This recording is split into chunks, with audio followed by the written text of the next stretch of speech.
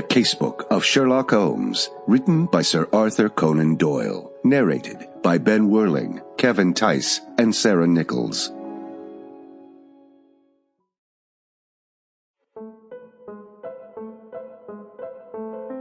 Chapter 1.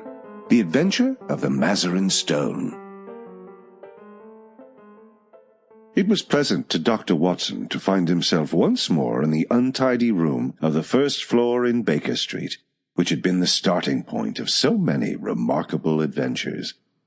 He looked round him, at the scientific charts upon the wall, the acid-charred bench of chemicals, the violin case leaning in the corner, the coal scuttle, which contained of old the pipes and tobacco.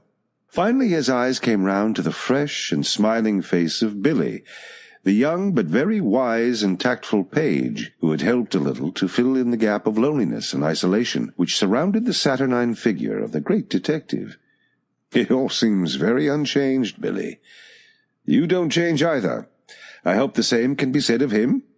Billy glanced with some solicitude at the closed door of the bedroom. "I think he's in bed and asleep," he said. It was 7 in the evening of a lovely summer's day, but Dr. Watson was sufficiently familiar with the irregularity of his old friend's hours to feel no surprise at the idea.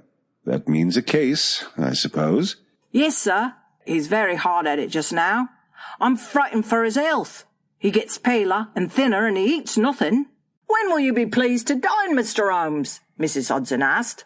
7:30 the day after tomorrow," said he. "You know his way when he's keen on a case." "Yes, Billy, I know." "He's following someone. Yesterday he was out as a workman looking for a job.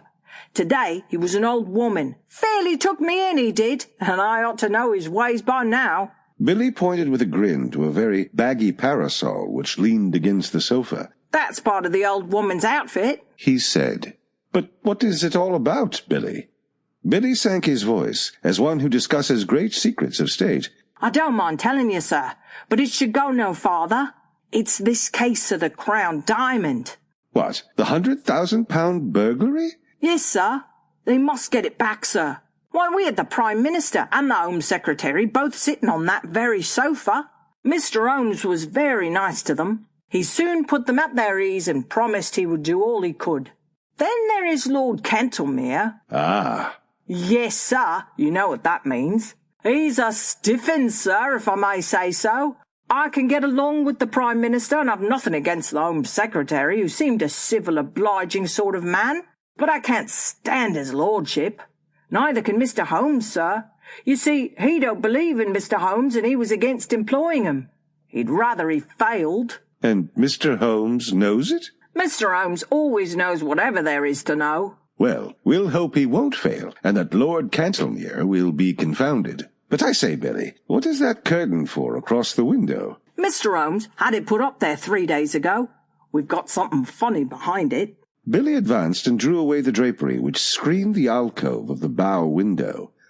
Dr. Watson could not restrain a cry of amazement. There was a facsimile of his old friend, dressing-gown and all, the face turned 3/4 towards the window and downward, as though reading an invisible book, while the body was sunk deep in an armchair. Billy detached the head and held it up in the air. "We put it at different angles, so that it may seem more lifelike.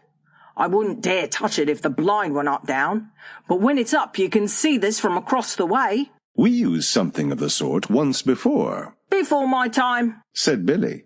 He drew the window curtains apart and looked out into the street. "There are folk who watch us from over yonder. I can see a fellow now at the window. Have a look for yourself." Watson had taken a step forward when the bedroom door opened and the long, thin form of Holmes emerged, his face pale and drawn, but his step and bearing as active as ever. With a single spring, he was at the window and had drawn the blind once more. "That will do, Billy," said he. "You were in danger of your life then, my boy, and I can't do without you just yet. Well, Watson, it's good to see you in your old quarters once again. You come at a critical moment." "So I gather." "You can go, Billy. That boy's a problem, Watson. How far am I justified in allowing him to be in danger?" "Danger of what, Holmes?" "Of sudden death. I'm expecting something this evening." "Expecting what?" Sample complete.